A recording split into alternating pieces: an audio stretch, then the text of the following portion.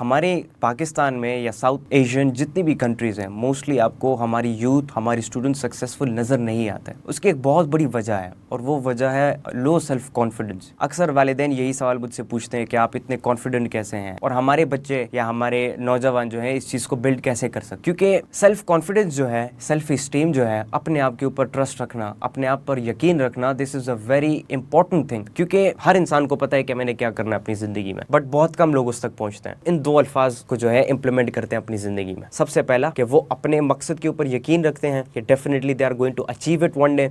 And second one is persistence, के लगातार आपको मेहनत करनी पड़ेगी। बीच में रुक गए तो definitely you are going to lose it because the world is not going to stop for you, neither for you nor for me. बिस्मिल्लाहिर्रहमानिर्रहीम, अस्सलाम वालेकुम वरहमतुल्लाह, this is me Hammad Safi. आज एक बहुत ही बड़ी इशू के ऊपर हम बात करेंगे and definitely this is a very big issue and specifically youth के लिए और स्टूडेंट्स के लिए और हमारे जो जितने भी बच्चे हैं उन सब के लिए एक बहुत ही एक ख़ास पैगाम मैं लेकर आया हूँ। हमारे पाकिस्तान में या साउथ एशियन जितनी भी कंट्रीज़ हैं मोस्टली आपको हमारी यूथ हमारी स्टूडेंट सक्सेसफुल नज़र नहीं आता है। उसकी एक बहुत बड़ी वजह है और वो वजह है लो सेल्फ कॉन्फिडेंस या सेल्फ इस्टीम की। अगर हम बात करें, अक्सर वालिदैन यही सवाल मुझसे पूछते हैं कि आप इतने कॉन्फिडेंट कैसे हैं, या लोग मुझसे ये सवाल पूछते हैं कि आप इतने कॉन्फिडेंट कैसे हैं, और ये सेल्फ बिलीफ है आपका अपने आप के ऊपर, सेल्फ इस्टीम ये जो आपने बिल्ड किया है ये कैसे किया आपने, और हमारे बच्चे या हमारे स्टूडेंट्स या हमारे नौजवान जो हैं इस चीज़ को बिल्ड कैसे कर सकते हैं। ये सवाल मुझसे बहुत ज़्यादा अक्सर पूछा जाता है एंड सिंपली उसके कुछ ऐसी चीज़ें हैं जो डेफिनेटली हमारे सेशन होते हैं या इंटरव्यू वगैरह होते हैं तो मैं उसमें जवाब दे देता हूँ उसका।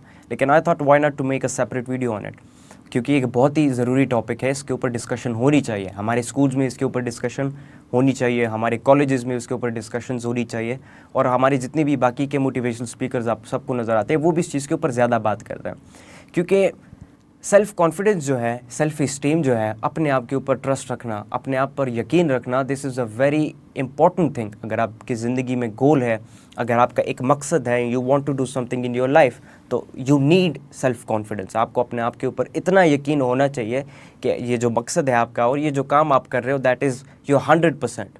तो ये यकीन इंसान का होना चाहिए, जो कि बहुत कम मिलता है आजकल हमारे माशरे में, हमारे नौजवानों के अंदर हमें बहुत कम देखने को मिलता है।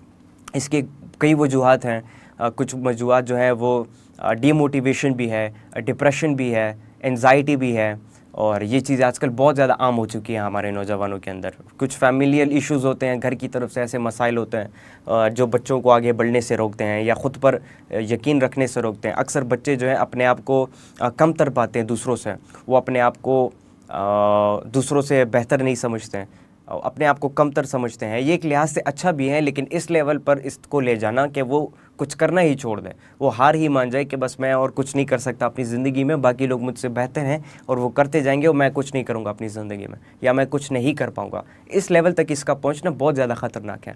और ऐसा इंसान जो ये सोचता है कि मैं कुछ नहीं कर सकता अपनी ज़िंदगी में, और जिसका अपने आप पर कोई कॉन्फिडेंस नहीं होता, कोई ट्रस्ट नहीं होता, ये इंसान कुछ नहीं कर पाता अपनी ज़िंदगी में डेफिनेटली। क्योंकि ये जो कॉन्फिडेंस होता है और इसकी जो थॉट्स होती हैं, इसका एक ऐसी ताकत होती है इसकी जो इंसान को मजबूर करती है वही करने पर जो आप सोच रहे हो।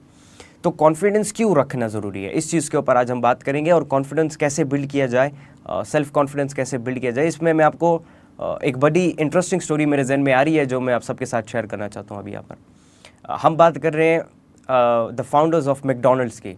ये जो फास्ट फूड ब्रांड है मैकडॉनल्ड्स, जो इतना ज़्यादा मशहूर है, पूरी दुनिया में आपको मिल रहा है, पाकिस्तान में पेशावर में मौजूद है, बाकी जगहों पर मौजूद है, हर जगह पे आपको मिलता है मैकडॉनल्ड्स। ये इतना ज़्यादा मशहूर कैसे हुआ, इसकी फ्रेंचाइजीज़ पूरी दुनिया में इतनी ज़्यादा वायरल कैसे हुई, इतनी ज़्यादा कैसे फैल गई पूरी दुनिया में।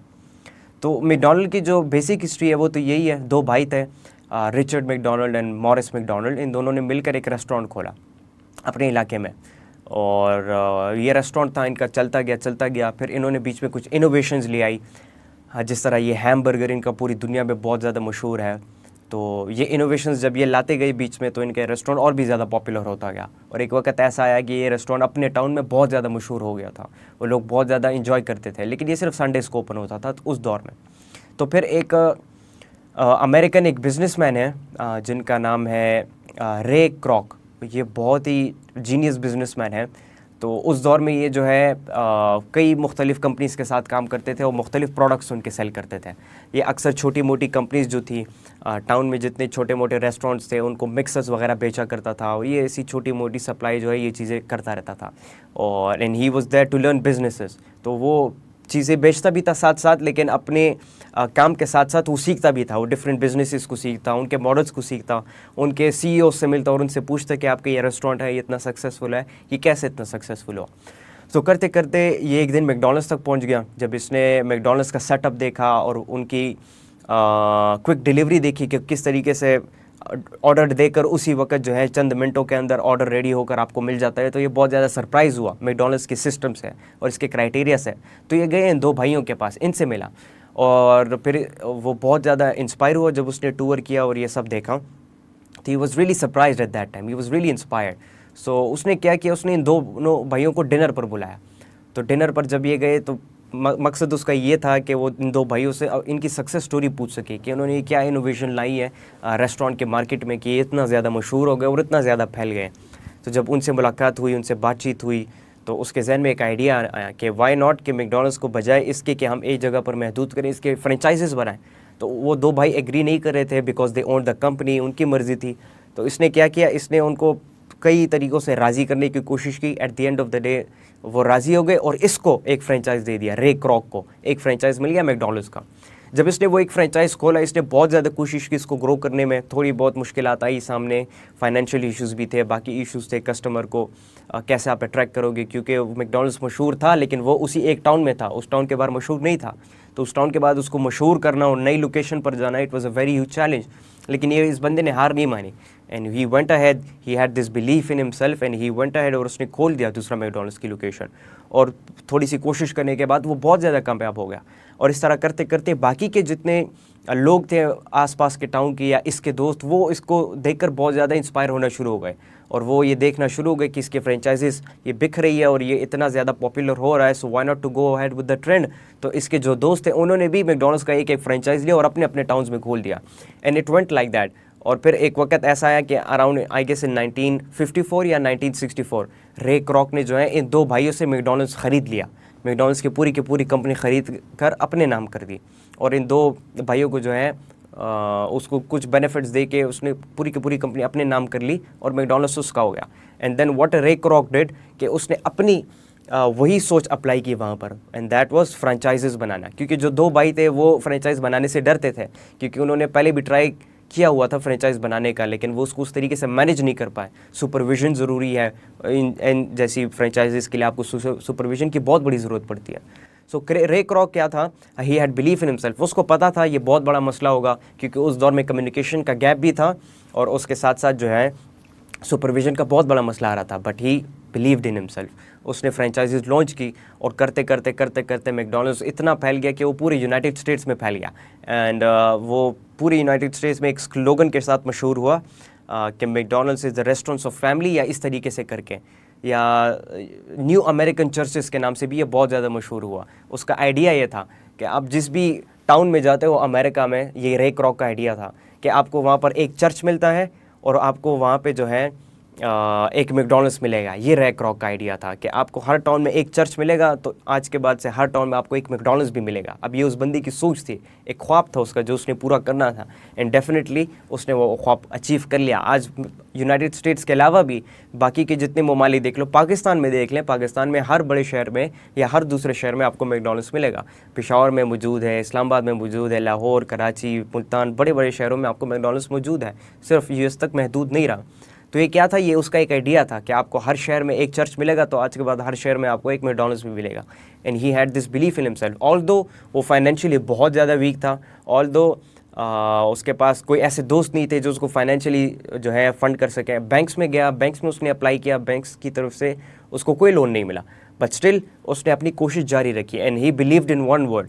जब उससे पूछा गया कि आपने ये पूरा का पूरा ये जो ज़िंदगी आपने गुजारी और ये जो जितना भी काम आपने किया, इसके पीछे राज क्या है, तो उसने दो अल्फाज का कहा।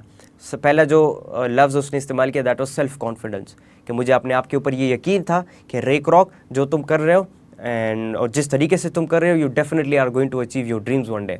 पहले ये, और दूसरी जो चीज़ उसने बताई दैट वाज परसिस्टेंस। तो ये दो बातें उसने कही कि ये मेरी कामयाबी का राज है। I had belief in my self, I was confident on my self and I had persistence in my job. और ये दो ऐसी चीज़ें हैं जिन्होंने आज मैकडॉनल्ड्स को पूरी की पूरी दुनिया में फैला दिया। सो ये स्टोरी शेयर करने का मकसद क्या था, वो यही था कि मैं आप लोगों को बता सकूं कि कैसे एक ऐसा शख्स जो फाइनेंशियली स्टेबल नहीं है और जो कंपनीज़ के लिए काम कर रहा है और छोटी मोटी मिक्सर्स वगैरह और छोटी मोटी अप्लायंसेस बेच कर जो है अपना लिविंग कर रहा है, but still he had this business idea of franchising McDonald's and he had this belief in himself। वो उसको यकीन था खुद पर कि मैं अगर इस बिज़नेस को फ्रेंचाइजिंग में ले जाऊं और मैं इसको फैला दूं तो ये इतना बड़ा बिज़नेस बन जाएगा कि आज मैकडॉनल्ड्स जो है वो बिलियंस ऑफ डॉलर बल्कि ट्रिलियंस ऑफ डॉलर्स की कंपनी बन चुकी है and it is making millions and billions of dollars पर month and on yearly basis as well. और कितने ज़्यादा लोगों को इन्होंने एम्प्लॉयमेंट अपॉर्चुनिटीज़ दी हैं और कितनी ज़्यादा बिजनेसेस प्रोवाइड किए हैं। And it is McDonald's is मेरे ख्याल से जो है ये एक वाहिद वो कंपनी है जो दुनिया की सबसे ज़्यादा रियल इस्टेट ऑन करती है। मतलब इसकी ब्रांचेस इतनी ज़्यादा हो गई कि दुनिया में ऐसा समझा जाता है कि मैकडॉनल्ड्स एक वो कंपनी है जो सबसे ज़्यादा रियल इस्टेट या प्रॉपर्टी जो है ऑन करती है पूरी दुनिया में। इस लेवल तक मैकडॉनल्ड्स पहुंच गया। तो इस स्टोरी का मकसद ये था कि मैं आपको बता सकूं कि कैसे वो शख्स जिसके पास ना फाइनेंशियल सपोर्ट थी ना कोई और किसी किस्म की सपोर्ट थी, बट सिर्फ ये दो अल्फाज थे उसके दिमाग में, दैट आई एम राइट और जो मैं कर रहा हूँ definitely I am going to achieve it one day. And the second was persistence, कि वो जितना इस काम को में डिले ना लाएगा और हार नहीं मानेगा और लगा रहेगा, कोशिश करता रहेगा और वो अचीव कर जाएगा उसको एक दिन। एंड डेफिनेटली वो अचीव कर गया इस चीज़ को। सो इसी तरीके से हम अगर अपनी ज़िंदगी को देखें, हमारे तो गोल्स सबके होते हैं, ड्रीम सबकी होती हैं, विशेज़ हर एक इंसान की होती है कि मैं कुछ करना चाहता हूँ और ये कुछ करना चाहता हूँ। हर इंसान को पता है कि मैंने क्या करना है अपनी ज़िंदगी में, बट बहुत कम लोग उस तक पहुँचते हैं। वो बहुत कम लोग इसलिए पहुँचते हैं क्योंकि वो बहुत कम लोग इन दो अल्फाज को जो है इम्प्लीमेंट करते हैं अपनी ज़िंदगी में। सबसे पहला कि वो अपने मकसद के ऊपर यकीन रखते हैं कि definitely they are going to achieve it one day, unlike others जो हार मान जाते हैं बीच में या डीमोटिवेट हो जाते हैं या डिप्रेशन और चंद एंग्जाइटी अटैक से डर कर पीछे हट जाते हैं। जिस तरह हमारे नौजवान हैं चंद डिप्रेशंस या एंग्जाइटी या डीमोटिवेशन की वजह से हार मानकर बैठ जाते हैं, which is definitely wrong. And second one is persistence, के लगातार आपको मेहनत करनी पड़ेगी। बीच में रुक गए तो definitely you are going to lose it, because the world is not going to stop for you, neither for you nor for me, the world is not going to stop for anybody. तो definitely वो चलती जा रही है, उसका पहिया चलता जा रहा है, and the one who goes with that पहिया, वो इंसान जो है आगे बढ़ जाता है अपनी ज़िंदगी में। And this is persistence. अगर आपकी ज़िंदगी में परसिस्टेंस नहीं है आपके मकसद को लेकर, आपके काम को लेकर, किसी भी चीज़ के टास्क को लेकर, definitely you are not going to achieve it. It becomes obvious if you have self belief, if you are confident on yourself, and if you have high esteem, not low esteem. And secondly, if you are persistent with your work and you love the work you are doing, it becomes obvious that you are going to achieve it one day. और सिर्फ McDonald's की example नहीं है, ऐसी लाखों की examples हमारे पास मौजूद हैं। इलॉन मस्क की है, बिल गेट्स की है, मार्क ज़करबर्ग की है। चलिए ये तो वेस्टर्न साइड हो गया। हमारे पाकिस्तान के अंदर, हमारे मुस्लिम्स के अंदर इतनी जो है एग्जांपल्स हमारे पास मौजूद हैं। हमारी मुस्लिम्स की हिस्ट्री में इतनी एग्जांपल्स हमारे पास मौजूद हैं कि वो अगर मैं आपको बताने लग जाऊँ तो बहुत ज़्यादा टाइम ले लेगा। तो definitely this was all I wanted to say. At the end मैं यही कहना चाहूँगा that you have to be persistent and you have to believe in yourself, क्योंकि इंसान का एक मकसद है, आपको उस मकसद के ऊपर यकीन ही नहीं है, अपने आप के ऊपर यकीन नहीं है कि मैं उस मकसद तक पहुँच जाऊँगा, तो वो इंसान कैसे कामयाब हो सकता है अपनी ज़िंदगी में। तो ये एक बहुत बड़ा इशू है जो हमारे नौजवान लैक कर रहे हैं जिस चीज़ को, और मैं समझती हूँ इस चीज़ के ऊपर वर्क करना चाहिए। And you have to be confident on your self, and being confident on your self is really easy. That is loving what you are doing and believing on what you are doing, believing the outcome. अगर आप जो है जिस काम को आप कर रहे हो उस काम से आपको इश्क है, मोहब्बत है और आपको रिजल्ट्स का पता है, and you believe in the results, you believe in the outcome, आपको पता है कि इसका रिजल्ट क्या आएगा और इसका आउटकम क्या आएगा, वो इंसान जो है वो कॉन्फिडेंट होता है फिर अपने आप के ऊपर। वो कॉन्फिडेंस के साथ किसी भी काम को कर सकता है।